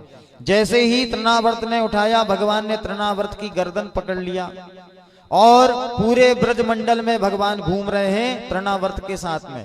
क्या सोच रहे हैं भगवान? हमारे मामा जी ने खिलौना पहुंचाया है, तो खिलौने के माध्यम से पूरे ब्रजमंडल में घूम रहे हैं। और घूमने का एक ही उद्देश्य, भगवान का क्या उद्देश्य? कि किसका घर कहाँ है, कहाँ से हमको भागना है, कहाँ से चोरी करना, माखन चोरी की व्यवस्था भी तो बनाना है ना। तो भगवान सबके घरों को देख रहे हैं, सारी गलियों को तृणावर्त के माध्यम से देख रहे हैं कि हमारे मामा जी ने खिलौना बड़ा सुंदर पहुंचाया है। जैसे ही खिलौना आया, भगवान ने उसकी गर्दन को पकड़ा और सारे ब्रजमंडल में, गोकुल में जा करके सारी गलियों को देख लिया कि कहां से चोरी करके माखन को हमको कहां से भागना है। जैसे ही भगवान ने देखा कि पूरा ब्रजमंडल घूम चुके, तो तृणावर्त को विश्वास हुआ कि हमने इसको उड़ा लिए। जैसे ही अभिमान हुआ तृणावर्त को, भगवान ने उसकी गर्दन को जोर से दबाया। जैसे ही जोर से दबाया तो तृणावर्त का गोविंदाय नमो नमः हो जाता है, तृणावर्त समाप्त हो जाता है। जाकर के राजा कंस के महल में धड़ाम से गिरता है। राजा कंस समझ जाता है भैया ये गोकुल में जा करके हमारे इतने बड़े बड़े राक्षस पले पलाए इतने दिनों के सब समाप्त होते जा रहे हैं, ऐसा कौन सा बल है उनमें। तो तृणावर्त समाप्त हुआ। इसके पश्चात जैसे ही कन्हैया अपने घर की ओर आए छम छम करके, तो सारे ब्रजमंडल में तो आनंद चल ही रहा था। उसी समय सारे यदुवंशियों के गुरु गर्गाचार्य जी आए। गर्गाचार्य जी ने जैसे ही देखा कि गोकुल में बड़ा आनंद हो रहा है, नंद बाबा से गर्गाचार्य जी मिले। नंद बाबा ने बड़ा सुंदर स्वागत किया गर्गाचार्य जी का, अपने गुरु जी का, और गुरु जी का स्वागत करके आसन दिया और कहा कि हमारे घर में लाला का जन्म हुआ है, आपको नामकरण संस्कार करना है। तो गर्गाचार्य जी ने कहा सुनो नंद बाबा, नामकरण संस्कार तो करना है, लेकिन तुम सारे उत्सव में बहुत जोर जोर से उत्सव मनाने लगे, इसलिए बहुत बड़े बड़े राक्षस तुम्हारे घर में आने लगे। अब ये नामकरण संस्कार में ज्यादा उत्सव नहीं मनाना है। तो क्या करना है, बोले जहां पर गाय बांधी जाती है वहां पर हम इन दोनों बालकों का नाम संस्कार करेंगे। रोहिणी के पुत्र का नाम बलराम जी और यशोदा मैया के पुत्र का नाम कृष्ण कन्हैया। तो श्री गर्गाचार्य जी ने उस गौशाला में जाकर के स्वस्ति वाचन पूर्वक भगवान का नाम संस्कार किया। अयम ही रोहिणी पित्रो रमयंसो हृदो गुणी आख्यास्ते राम इति बलादिक्याद बलम विदुः। रोहिणी की पुत्र का नाम बलराम और यशोदा मैया के पुत्र का नाम कृष्ण रख दिया। क्यों कृष्ण क्यों रख दिया, क्योंकि कर्षयति इति कृष्णा, कृष्ण अपनी ओर आकर्षित, हठात बलात् अपनी ओर आकर्षित करते हैं, इसलिए इनका नाम कृष्ण है। एक तो ये किसी से बोलना नहीं बनता, एक तो ये किसी से पकड़ में नहीं आते, और पकड़ में आ गए तो फिर कभी छूटते नहीं है। तो कर्षयति इति कृष्णा। फिर रोहिणी के पुत्र का नाम बलराम, क्यों, बलादिक्याद बलम विदुः, जो बलों में बहुत बड़े प्रबल हैं उनका नाम बलराम होगा।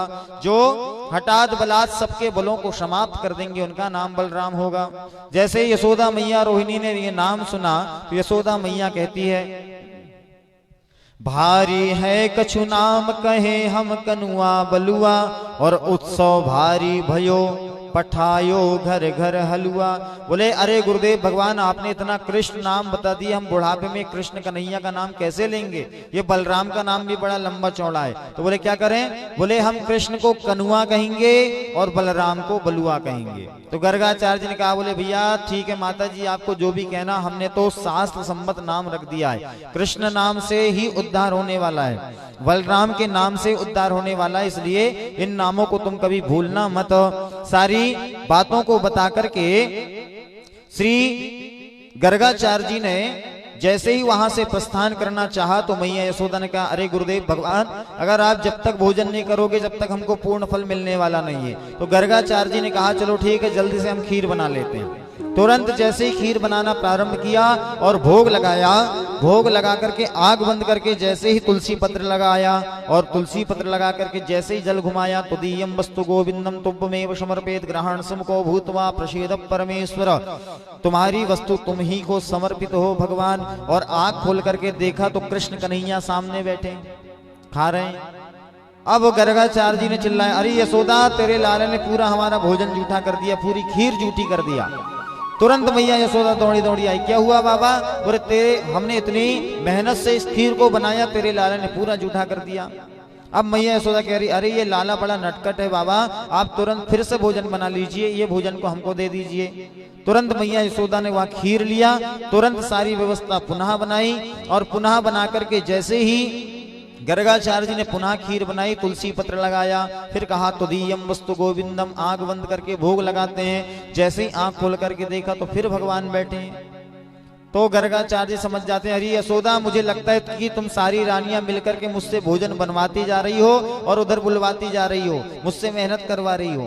तुरंत मैया यशोदा आई, बोले नहीं नहीं बाबा ऐसा कुछ नहीं है, ये नटखट कन्हैया है। एक काम करते हैं, हम अभी आपके सामने इसको बंद कर देते हैं कमरे में। जैसे ही कमरे में बंद करेंगे तो कहां से आएगा, कहां से जूठा भोजन करेगा, आप फिर से बना लीजिए। बोले नहीं नहीं अब मैं नहीं बनाता, बार बार तुम भोजन बनवा रही हो और सारा जूठा कर दे रहा तुम्हारा बालक, अब मैं भोजन बनाने वाला नहीं।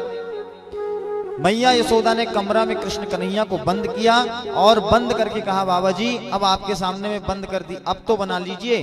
तुरंत जैसे ही फिर ज्यादा ही जब यशोदा मैया कहने लगी तो गर्गाचार्य जी ने पुनः बनाया। जैसे ही बनाया, तुलसी पत्र लगाया, जल घुमाया, आंख बंद किया, कहा तुदीयम वस्तु गोविंदम तुभ्यमेव समर्पेत। पुनः भगवान बैठे सामने, फिर जूठा कर दिए। अब गर्गाचार्य जी सोच रहे हैं कि नहीं नहीं अब तो ये बहुत गड़बड़ हो गया। तुरंत यशोदा मैया को चिल्लाया, यशोदा ओ यशोदा तेरे लाला ने फिर जूठा कर दिया। यशोदा मैया सोच रही कि ये बाबा जी सटिया गए बुढ़ापे में, मैंने अभी यहाँ बंद करके आई, इनके सामने फिर चिल्लाने लगे। तुरंत मैया यशोदा आई, यशोदा मैया ने देखा तो कहा कि क्यों बाबा क्या हुआ? बोले तेरे लाला ने फिर जूठा कर दिया। बोले आपके सामने मैंने अभी बंद तो करी हूं कमरे में। जैसे ही गर्गाचार्य जी ने कमरे में देखा कि वहां भी भगवान बैठे हैं, बाहर भी भगवान बैठे हैं, गर्गाचार्य जी को विश्वास हो जाता है। यहाँ वहां दोई बालक देखा, मति भ्रम भई कियान विसेका। गर्गाचार्य जी समझ जाते हैं ये तो पूर्ण ब्रह्म कन्हाई, ये तो पूर्ण ब्रह्म कन्हाई। ये बोले कोई यशोदा का लाला नहीं है, ये तो साक्षात ब्रह्म परमात्मा है। जैसे ही ध्यान करने लगे और गर्गाचार्य जी बोलने ही वाले थे कि ये तुम्हारा बालक नहीं है, साक्षात पूर्ण ब्रह्म है, उसी समय भगवान ने मुस्कुरा दिए। और मुस्कुराए तो गर्गाचार्य जी सब कुछ भूल गए कि ये भगवान है, कोई परमपिता परमेश्वर है। अब गर्गाचार्य जी कह रहे हैं आजा बेटा अब साथ में खाएंगे। तो कृष्ण कन्हैया कह रहे नहीं नहीं नहीं अब नहीं खाने वाले हम, जब खा रहे थे जब तो तुम हमको भगा रहे थे गर्गाचार्य जी, गुरुदेव अब हम खाने वाले नहीं। गर्गाचार्य जी कह रहे नहीं बेटा आज आप साथ में खाएंगे, भगवान भाग रहे हैं वहां से, अब हमको नहीं खाना है। तो इस प्रकार से अनंत लीलाएं भगवान करते हैं। गर्गाचार्य जी को पूर्ण साक्षात ठाकुर जी का दर्शन हुआ, अपने जीवन को गर्गाचार्य जी ने धन्य धन्य माना और यशोदा को आशीर्वाद दिया कि तेरे यशोदा तेरे भाग्य की कहीं नहीं जाए, यशोदा तेरे भाग्य की कहीं नहीं जाए। ये जो परमपिता परमेश्वर जिसको मिलने के लिए हजारों लाखों वर्षों तक तपस्या किया जाता है, वह आज क्या कर रहा है? ताही अहीरी की छोहरिया छचिया बर छाछ पे नाच नचावे। जिसको इंद्रादिक देवता बड़े बड़े बंधन करते हैं, सहस्र शीर का पुरुका बड़े बड़े वेद मंत्र से भगवान का ध्यान करते, वो पर ब्रह्म परमात्मा आज गोकुल की गलियों में खेल रहा है। ऐसा सौभाग्य आज तक किसी को प्राप्त नहीं हुआ है। फिर भगवान को एक दिन मैया यशोदा ने सुंदर सजाया कृष्ण बलराम को, और सजाकर के जैसे ही अंदर से बाहर पहुंचाया तो भगवान आकर के मिट्टी में लपट गए, कीचड़ में लपट गए। तो इसी रूप को देख के सुखदेव जी महाराज ने राजा परीक्षित को बताया कि पंक्ता विषक्त सकलम वयवम विलोक्यम दामोदरम बदरि गोपवशात् यशोदा त्वं सुकुरोषिकत जन्मशि पूतनारे इत्तक्ष संसित मुखो वदनो मुरारे। बोले पंक्ता विषक्त, बताओ ये किसी जन्म का सूकर रहा होगा।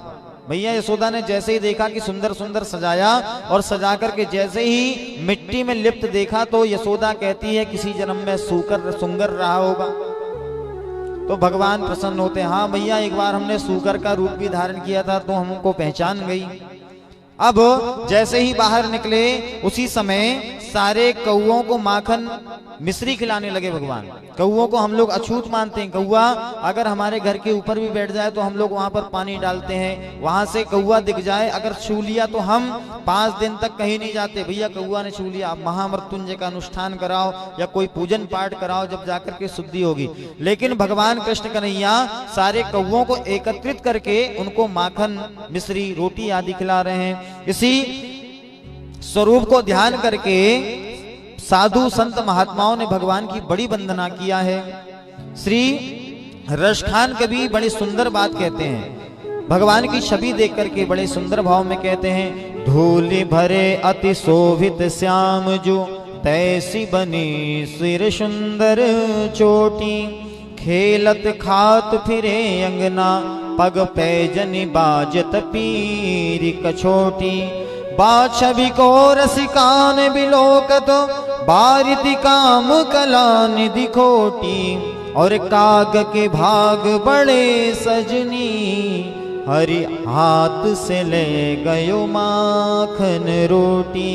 बोले आज भगवान कृष्ण कन्हैया के हाथ से माखन रोटी लेकर के कौआ भाग रहा है। काग के भाग बड़े सजनी, आज कौआ के भाग भी इतने सुंदर है कि भगवान के हाथों से माखन की और रोटी लेकर के भाग रहा है। इसी स्वरूप को ध्यान करते हुए सुखदेव जी महाराज राजा परीक्षित को बता रहे हैं कि ऐसा पूर्ण ब्रह्म कन्हैया कहीं देखने को प्राप्त नहीं होगा। इसलिए कहा जाता है कि कभी भी भगवान का यजन पूजन बड़े भाव से किया करो। कौन से रूप में न जाने कौन से गुण पर दयानिधि रीझ जाते हैं, कोई भी गुण पर रीझ जाएंगे। आप चाहे छोटे से बालक के रूप में भगवान को पाना चाहो तो भगवान आ जाएंगे, आप बूढ़े भगवान को पसंद करते हो तो बूढ़े के रूप में आ जाएंगे, संत के रूप में आ जाएंगे, महात्मा के रूप में आ जाएंगे। लेकिन मानना पड़ेगा, अगर भोजन बना रहे हो उसमें भी भगवान का दर्शन करो कि भगवान इसको पाने वाले हैं। अगर कपड़े धो रहे हो तो ये सोच करके धो कि ये भगवान के कपड़े हैं। अगर झाड़ू लग रही है तो ये सोच करके लगाओ कि भगवान के मंदिर की झाड़ू लगा रहे हैं। अगर पोछा लग रहा है घर में तो ये मान करके लगाओ कि ये भगवान का मंदिर में पोछा लगा रहे हैं। घर ही को मंदिर बनई है गुमन हम तीरथ ना जई है। नहीं अभी बजाना। तो घर को मंदिर बनाओ, अपने घर में झाड़ू पोछा लगाओ तो भगवान को भगवान का मंदिर सोच समझ करके लगाओ तो पूर्ण रूपेण भगवान के मंदिर की पूजन करने का फल प्राप्त हो जाएगा। और जितना भी काम करो तो भगवान को समर्पित करके करो, जो भी काम करो कृष्ण कन्हैया का ध्यान करके करो। हमेशा भगवान का बंधन चिंतन करते रहो और कन्हैया का याद कर, कंडा थोपते रहो तो भी उसमें भी विट्ठल विट्ठल कहते रहो। मीराबाई और कितने भक्त हुए हैं जो भगवान के पास गए हैं, एक भात खिला करके बहुत सारी माताओं ने भगवान को प्रसन्न कर लिया। ऐसे बहुत सारे वृतांत हैं। कलयुग में भगवान जल्दी प्राप्त हो जाते हैं, लेकिन हम थोड़ा सा भगवान का स्मरण निश्चित रूप से भाव से करें तो भगवान प्राप्त हो जाएंगे।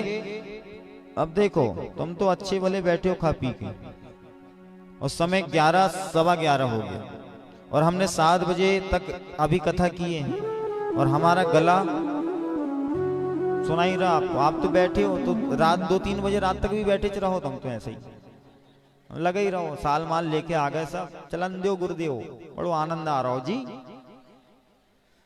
वो तो हम पिताजी के कारण 2 टाइम की कथा कर रहे हैं यहाँ पे कि पिताजी ने बोल दिए इतने एक ही टाइम करते हम।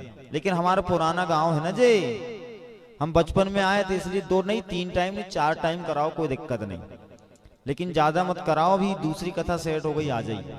वहां भी 3 तारीख से जाना। अभी 11:15 बज गया, आरती करते तक 11:30 बज जाएगा और घर जाते तक 12 बज जाएगा, फिर 12:30 बज जाएगा, 1-2 बजे तक सो रहे हैं रात में। तो ऐसा मत करो, आगे कथक नान भी रहने दो कच्छू। ऐसा हम दूसरे गांव में जाकर के ये ना बताएं कि भैया चीज गांव गए थे तो वहां गला बैठ गया। ऐसा नहीं होना चाहिए भाई। कल का भी समय है तो कथा तो बहुत सारी भगवान की। माखन चोरी की लीला का वर्णन हम कल की दोपहर की प्रसंग में श्रवण करेंगे। अब समय 11:15 हो गया है, वाणी को विराम है। इच्छा तो हो रही कहते रहें, और तुम भी सोच रहे चलते ही रहती तो अच्छी है, लेकिन कल की व्यवस्था देखने, हमारा स्वास्थ्य भी देखना। और हमारे पीछे जे सब लगे ना, जे सब वहां से हमको बोलते हैं महाराज जी बहुत लंबी हो गई आज, लेकिन क्या करे, जब तक चल रही बैठे ही वे भी देख रहे हैं मोट मोट, बोल सकते नहीं। यहाँ पे कमरम जाग बोलते बड़ी लंबी हो गई गुरुजी आज। तो भैया सबको देखना है और कल की व्यवस्था भी देखना है, इसलिए वाणी को विराम देने से पूर्व 2 मिनट के लिए भगवान का भजन करिए और उसके बाद में आरती करेंगे। बोलिए वृंदावन बिहारी लाल की जय हो। वो पावेगा क्या रस का चस्का, जिन कृष्ण से प्रीत लगाएगा जो, हरे कृष्ण मिलेगा उसे जो, रसिकों की समाज में जाएगा जो। बोलिए वृंदावन बिहारी लाल की जय हो। तेरी बंसी पे जाऊं बलिहार रसिया, मैं तो नाचूंगी तेरे दरबार रसिया। ताली भी बजाना पड़ेगा, बोलना भी पड़ेगा, जरा साल से हाथ निकाल लो। जय हो।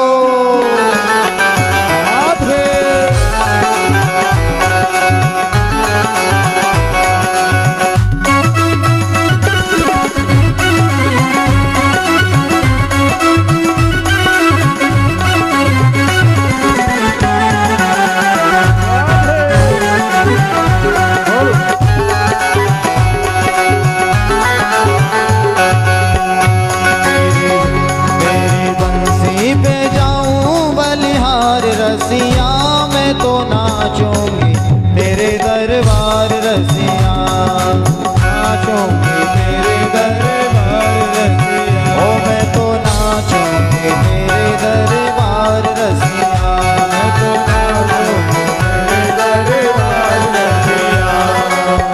ओढ़ के आई मैं तो लाल चुनरिया, ओढ़ के आई मैं तो लाल चुनरिया, ओढ़ के आई मैं तो लाल चुनरिया, ओढ़ के आई मैं तो लाल चुनरिया।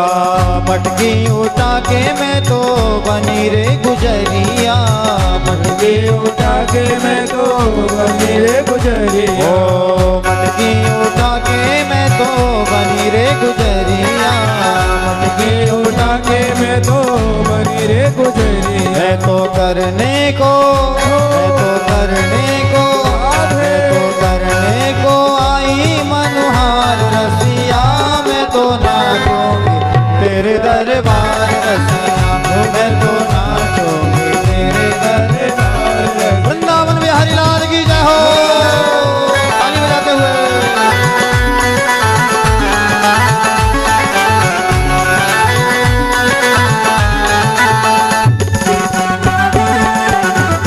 हरि बोल।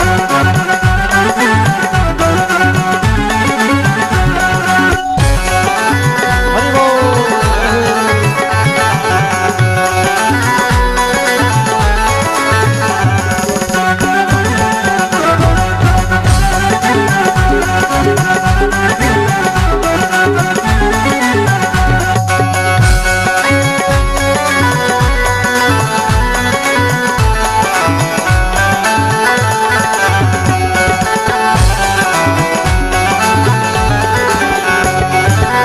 तेरे पीछे मैं तो आई हूँ अकेली, तेरे पीछे मैं तो आई हूँ अकेली, तेरे पीछे मैं तो आई हूँ अकेली, तेरे पीछे मैं तो आई हूँ अकेली।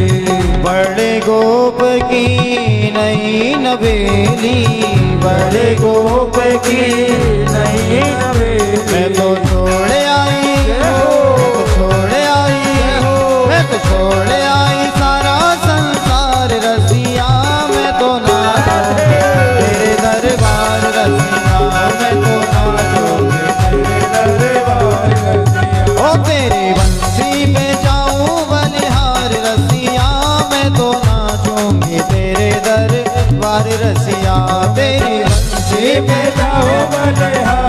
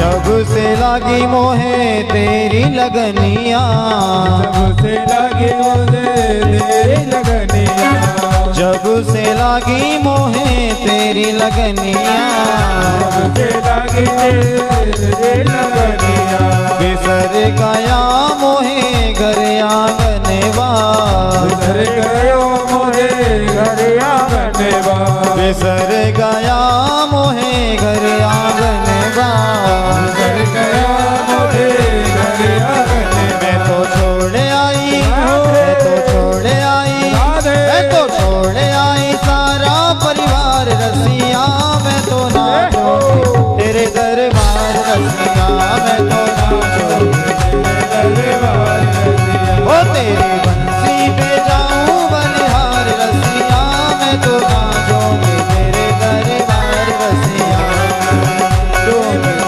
दरबार रसिया, ओ तेरी बंसी पे जाऊं बलिहार रसिया, मैं तो नाचूंगी तेरे दरबार रसिया, मैं तो नाचूंगी तेरे दरबार रसिया, ओ मेरी रसिया, मेरी रसिया, मेरी रसिया के संग यारी की दुनिया जान गई, मेरी रसिया के संग यारी की दुनिया जान गई। अरे ताली बजाओ, देखो ये अंतिम भजन है, इसके बाद में सीधा 2 बजे भजन होएगा। सुनो, ये अंतिम वाला भजन है, इसके बाद सीधा 2 बजे होगा ना, तो रात्रि में अगर सोओगे तो सपने में ठाकुर जी आना चाहिए। धीरे धीरे बजाओगे तो सपने में ठाकुर जी नहीं आएंगे, जोर से बजाओगे तो याद रहेगी ना, कि जैसे सोच करके सोते वैसा सपना आता ना, तो जोर जोर से ताली बजाओगे, ये समझोगे कि रसिया के संग यारी, रसिया मतलब भगवान कृष्ण कन्हैया के संग यारी, तो फिर सपने में ठाकुर जी आएंगे, और सपने में ठाकुर जी आएंगे तो समझ जाना जीवन में कुछ ना कुछ मिलने वाला है। इसलिए जरा ताली बजाओ और शर्म मत करो, बस 2-3 दिन और बचे, फिर तुम तुम्हारे घर और हम हमारे घर, फिर क्या कहानी रह जाएगी। भागवत भई थी कन्हैराम पाल जी के यहाँ, बड़ी अच्छी रही, बड़ो मजा आओ जी, इतना ही भर कहानी रह जाएगी और क्या रहेगी। इसलिए भैया जितना हो सके 2-3 दिन और बचा है, जितना ताली बजाना बजा लो, क्योंकि संसार के सामने ताली बजाओगे तो कुछ मिलने वाला नहीं है, लेकिन भगवान के सामने ताली बजाओगे तो सब कुछ मिल जाएगा, क्योंकि ताली बजाने से हाथों की रेखाएं बदल जाती है, हाथों की रेखा बदल जाती है, तो भगवान सब कुछ प्रदान कर देते हैं। इसलिए जोर से ताली बजाते हुए रसिया के संग यारी मतलब भगवान के साथ में थोड़ी सी लगन लगाइए। बोलिए होली के रसिया की जय हो, ताली बजाते हुए जय हो।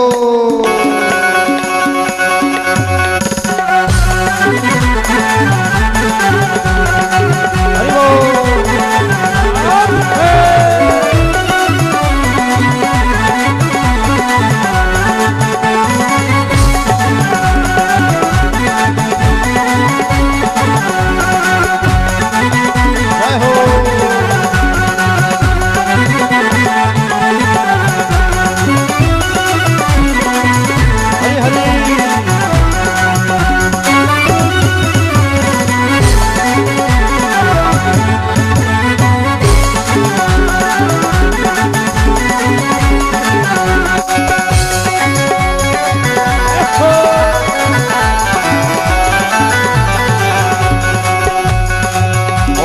रसिया के संग यारी की दुनिया जाने, मेरी रसिया के संग यारी की दुनिया जाने, ओ मेरी रसिया के संग यारी की दुनिया जाने, मेरी रसिया के संग यारी की दुनिया जाने।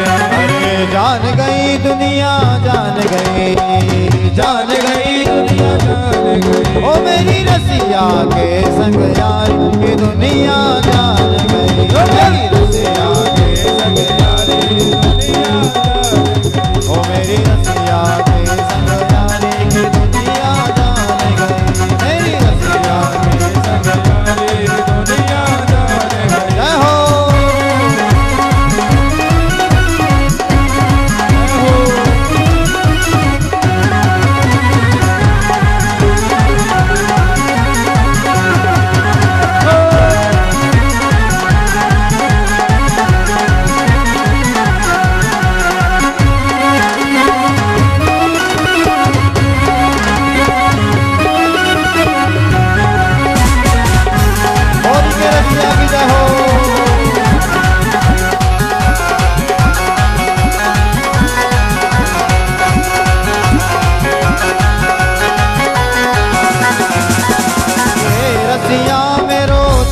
छबी लो हे रसिया मेरो चैन छबी लो अरे रसिया मेरो चैन छबी लो हे रसिया मेरो चैन छबी लो अरे मैं बरसाने वाली हाँ मैं बरसाने वाली ओ मैं बरसाने वाली हाँ मैं बरसाने वाली दुनिया जान गई मेरी रसिया के संग यारी की दुनिया जान गई मेरी रसिया के संग यारी दुनिया जान गई ओ मेरी रसिया के संग यारी की दुनिया जान गई मेरी रसिया के संग यारी की दुनिया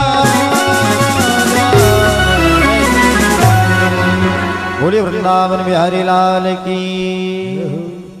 अब अपनी वाणी को विराम देते हैं। राम कृष्ण बलदेव और जय कह के चल दियो। राम कृष्ण बलदेव और जय कह के चल दियो। तो अब वाणी को विराम देते हैं। आरती के बाद प्रसाद लेकर के सब लोग अपने